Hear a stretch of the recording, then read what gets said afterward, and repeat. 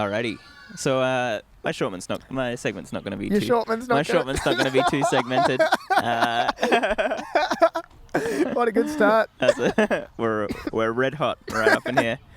I got too much heat on the opening statement. You know, I got too excited. Okay, so Nathan, today Yes. I'm going to be talking about the 3 hottest future unicorns. Oh my so, God. How is this going to take 15 minutes? This is trust me, it's only a quick breakdown. Okay. All right. Now 3 hottest unicorns. What's yes. a unicorn? So Nathan, a unicorn. Yes. Unicorn. What is that? That's something which IPOs for $1 billion. Whoa. Okay. So or over $1 billion. Okay, so it gets to that value. So if we go back in history, we saw. I think in the 1990s there was one unicorn. Oh wow! And then and then 2 and 3 and 4. Yeah. Kind of by the early 2000s, Yep. in 1999 area where we had the big tech .com bubble. There it is. Yeah. So in that case, only not many market caps were above $1 billion. Yeah. And since then we've seen numerous Facebook, companies like that. Yes, companies like that. Yep. And plenty of companies which have unicorned. Yep. So and now we see we see a unicorn every couple of months. Like stuff like Snowflake last year and what's that? Was that Lemonade? One of those. Lemonade. Yes. One of those original companies. Could we I did. say something about Lemonade? Yeah. Because you brought it up. I think maybe Lemonade was good. I don't own it anymore. And I think that's good because I think Tesla is the future and Tesla are doing their own insurance. Oh, okay. And so I think that removes a lot of the TAM, total addressable market, for Lemonade. So good call on my behalf there.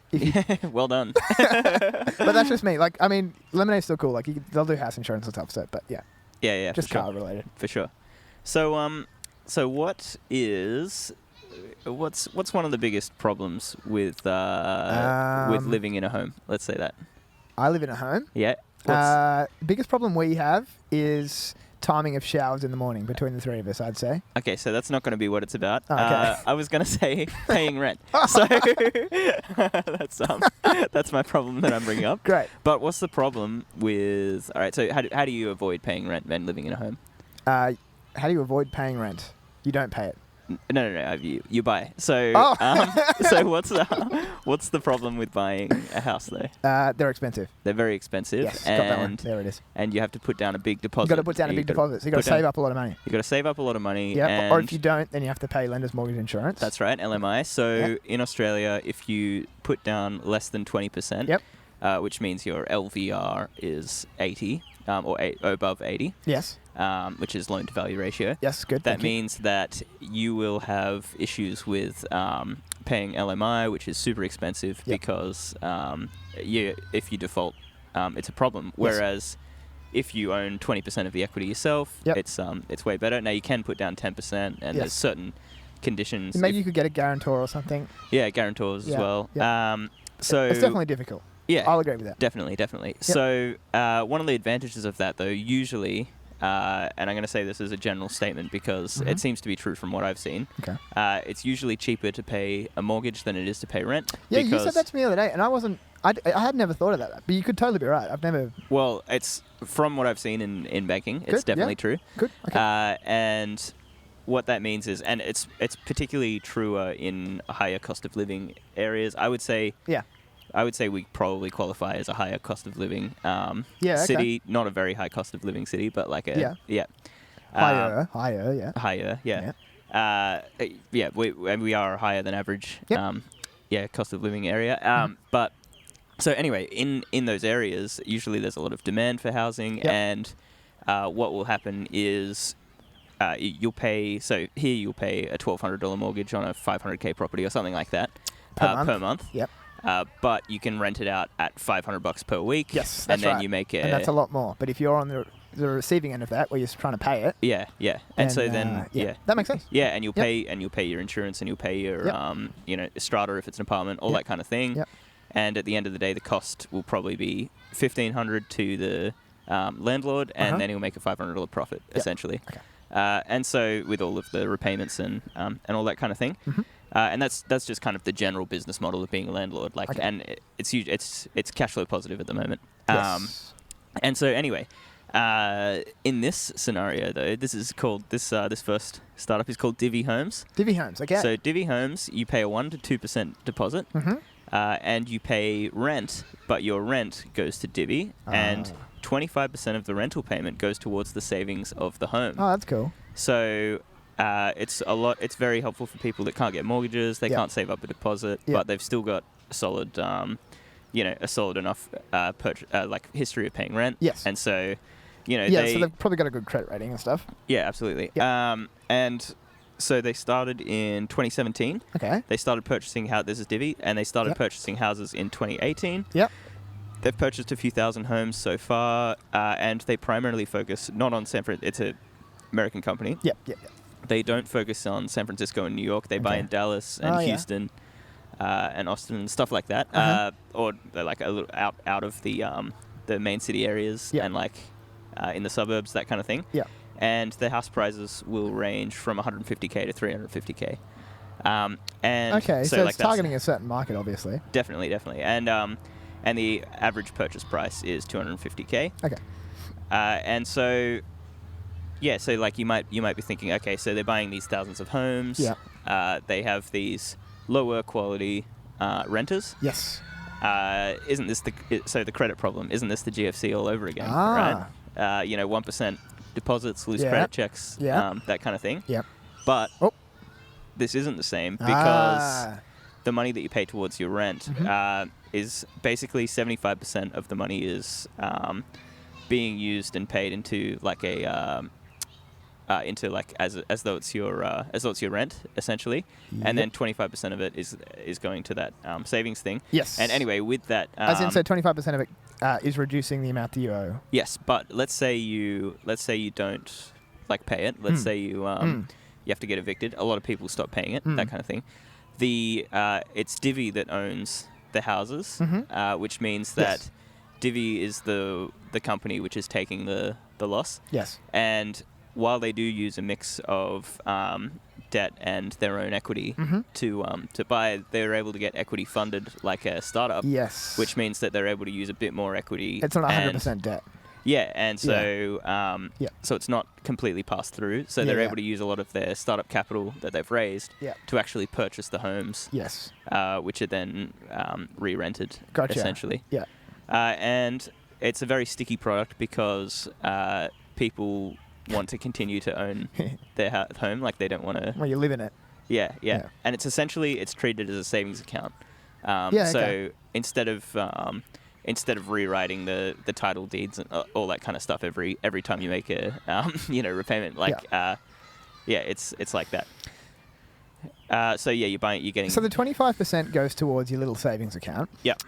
And that goes towards buying the house one day. Is that right? Yeah. So Seems what like happens that would take absolutely forever. Yeah. Well, yeah, but the difference as well is that so on a $150,000 home in Texas, you would normally pay a monthly rent of $1,000 per month, right? And a landlord would normally pay. A landlord would normally pay $700 in costs in their insurance and their mortgage repayments and interest and everything like that, right? Yeah. So in that scenario, instead of paying charging $1,000, Divvy would charge $1,250. Yeah. And basically $250 or $300 of that, whatever 25% is, would go towards that amount. So you're paying more for your rent, but you're also getting the opportunity to purchase. And then what happens there is Divvy's kind of making the same spread that a landlord would make. Yes. Yeah, I get it. So yeah. Okay. I wonder what happens if you're a renter and you live in the house for 2 years and you save up 10 grand. And then you move out. Do they give you the 10 grand? Yeah, well, I'm not 100% sure, but it can be a rhetorical question. I think that they said that they treat it. So I watched a This Week in Startups with Jason Calacanis. Okay, yeah. And that's how I got this info, and it was with the founder. Okay. And she said that it's treated as though it's a savings account. Okay. So you have a savings account with the bank of Divvy. So It's basically like I would assume that you could move into a different Divvy if you're still using the service. You could probably move into a different home and you build equity on that home instead. Yes, or you might be able to just move out and possibly just take your savings. Possibly. Possibly. Okay. Yeah, so not 100% sure. Not sure. But yeah. That's all right. Good. Okay, So- that's a cool concept. Yeah, so that's the first one. It's cool because it's trying to help the lower socio economic people. Definitely. Yeah. And so we're not taking advantage of them, which a lot of some of these products do in the tech world. So that's cool. Yeah, definitely. Yeah. So it's a good one, and and the founder was talking about how, she had immigrant parents, and they, when they got here, and they were finally able to get a home loan, and finally got the, it took a huge, massive issue trying to get a home loan, and then repayments on the home, all that kind of thing, and then when they retired, like, that was their primary wealth. That was their, that was their 500K of net worth, like essentially, because so like a lot of these, so that's an important part of the American dream. Yeah, definitely. Yeah, it's good. Okay, great. Yeah, nice. So my second hot unicorn. Sorry, are these public companies? These aren't public. So the whole idea is that they're future unicorns because watch out for them. Yeah, because they're all private. They're all in funding rounds and or bootstrapped or whatever. So my next one is Lemon.io. So Lemon.io. Oh, okay, cool. Yeah. So let's talk about it. This one's pretty cool. Yeah. I feel like this one's a little further away than Divvy in terms of unicorn status, but but it's because it seems to be mostly a bootstrapped How's that situation. Yeah. Which it's still cool. It is great. So they started in 2015 as coding ninjas. Really? And good information. And they were supposed to be Uber for web development. Yes. So basically, you could set up a task, and any engineer could be available to work on it in an hour, or whatever. I like it. Yeah. So anyway, they started that way, but in April 2020, they pivoted to Lemon.io. Okay. And the whole point of it now would be to help startups to hire offshore engineers for cheaper. Okay. Yeah. So a little less on demand, a little more in matching. business. Let's match it up and let's longer term. And then exactly. Yeah. Let me hire you your personal driver. Yeah. As opposed to an Uber driver. An Uber driver. Yeah. Definitely. So they currently make $640,000 a month, and they're on track to $640,000 USD per month. In revenue. Oh, okay. And they're on track. Small numbers? Yeah, well, yeah, and they're on track to making $1 million by the end of the a month by the end of the year. $1 million a month by the end of the year. Yeah. Right. So, okay. well, it's a startup. It's not. No, sorry. Yeah. More than I make. Yeah, exactly. More than you make. More than your company makes. Yeah. So, so they're making that 640, and then a year ago or whatever, I think they were making tens of thousands of dollars. Totally. Per month, so it's pretty rapid growth. Yes, incredible. So they currently charge $45 to $80 an hour, and they'll match you up with a pre-vetted developer. Yeah. So they'd make a huge spread on that, surely, because this is USD, right? Yeah. Yeah. Jeez. Yeah. So if they get someone really good and they charge $80 an hour, because these are likely not American people, right? Yeah. I think a lot of them are. I think it's like a bit of Eastern European stuff. Yes. I think the founder is Russian or something. So okay. I think it's that kind of vibe. Mm-hmm. But if he can pay them a huge rate of $25 an hour for them. Yeah, which is massive. Then and he can charge 40 to 80 depending on their skills. I guess it's win-win. That's fine. Yeah. And obviously he's got to run a company that totally.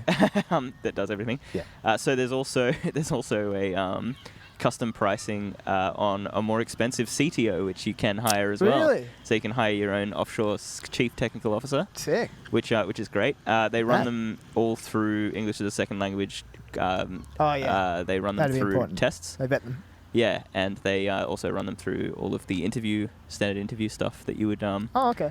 So they do all that. They do all the HR stuff for you. Yeah, because obviously you find a random one on Fiverr, or Upwork or whatever. There's no guarantees. It's I don't think there is there? I don't know. Maybe you get your money back if you don't like it, but yeah, still sounds painful. I like it. One of the interesting stories that the founder Alexander Volodarsky had was that he said that he made a horrible decision, raising $60,000 for 17% equity in the company. I think that was sometime between 2015 and now. Right. But yeah, he got rid of 17% to raise 60K, and now he's making 640K in revenue per month. So it's kind of like, it might not have needed it, but it's hard to say. I recommend going to their website. It's pretty nice. I think it's pretty well designed. Nice. Yeah, definitely. And that's Lemon.io. Sick. Not to be confused with Lemonade. Not to be confused with Lemonade. All right, my next one. Number 3. So we all know that lithium mining is bad for the environment, right? Okay. You're digging up a natural resource. Shouldn't be digging. And what's with all the batteries that we've got lying around? They go. I literally just threw some in the bin. Exactly. So they go to a landfill once they're used up. Yep. It's not usable. It's not recyclable. Nope.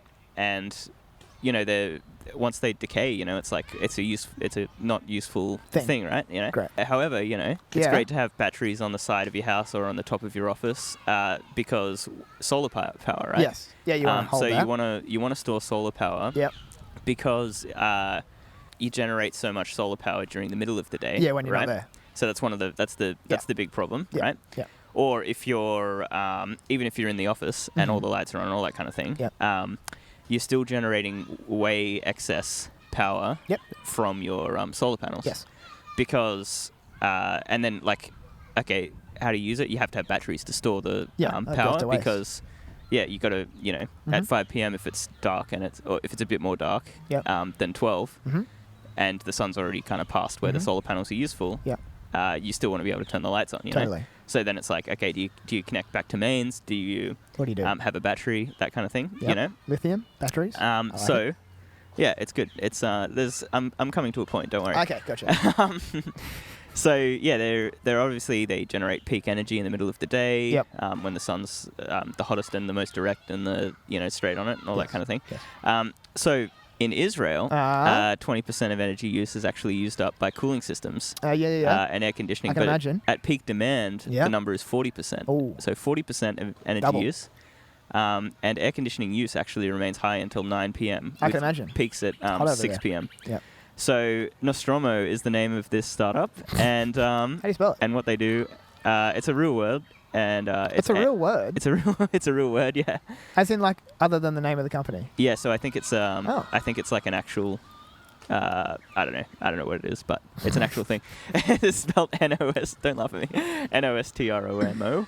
And it's the name of this Israeli startup. Yep. And what they do is that they use huge ice bricks to freeze water when there's excess energy. And so the solar power is used to freeze the water when it's generating the most energy in the middle of the day. Oh. And then as the day goes on, the water's gradually unfrozen and used in the air conditioning systems.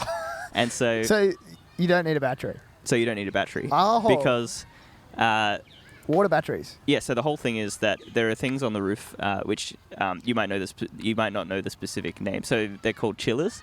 And the things on the roof, they spin around at the top of an air conditioning system. And what a chiller does is it's basically a fan, and it uses electricity to cool water from the mains water into cooler water or whatever the water supply is. Okay. So what in Israel, it takes 12 degrees seawater, and it turns it into 7 degrees seawater. Understood. And then it pumps it around the building. Yep. And then that's what's used in each air conditioner. Oh, really? And then what happens is, as it's pumped around the building... Is this how all air conditioners work? I believe so, yeah. I wouldn't know. I trust you. Yeah, I think so, yeah. They pump water around the buildings? Yeah, they pump it through the air conditioning... Nah, they don't pump water. At your house? No. In your own... So... in commercial grade office buildings. Commercial grade. Maybe that's the difference. I think because I'm surely they don't connect you to the mains power to the mains water when you're putting an aircon in. No, not your home setup, but a commercial system. Okay. And this is a way that it works. Yeah, but if you've seen on the roofs the huge the huge air conditioning units or whatever. I've seen things on roofs. Yeah. So they'll have a separate water supply, or they'll have their own water tanks and that kind of thing. Mm-hmm. And so anyway, they pump through 12-degree water, and they create 7-degree water. To 7, yep. And then that's where a huge amount of it takes a huge amount of electricity to do that with the fans and all that. Yep. Okay. So what's happening here though is that it doesn't do that. So it freezes the water in the middle of the day. Yep. And then so it's a huge brick that will sit on the top of your building, right? Yeah. And basically it's compartmentalized into heaps of little compartments. Yep. It'll freeze each one of those, and then as the water's needed, they unfreeze one piece of it. Yeah. And it'll melt through and go through the and it'll bypass the chillers and into the system. And I can imagine they could combine that freezing water with just normal water and get it the exact temperature they need it and stuff. Yeah, and they would it would like be pre-melted for the needs of the building, so it would be like this is interesting. It would be next to that. So anyway, it's it happens in compartments so that it can gradually cool down the building. Yep.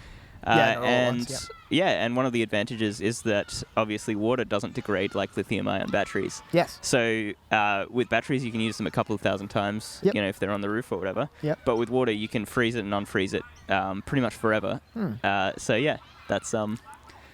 the system. Wow, that's very interesting. Yeah, so that's an Israeli startup.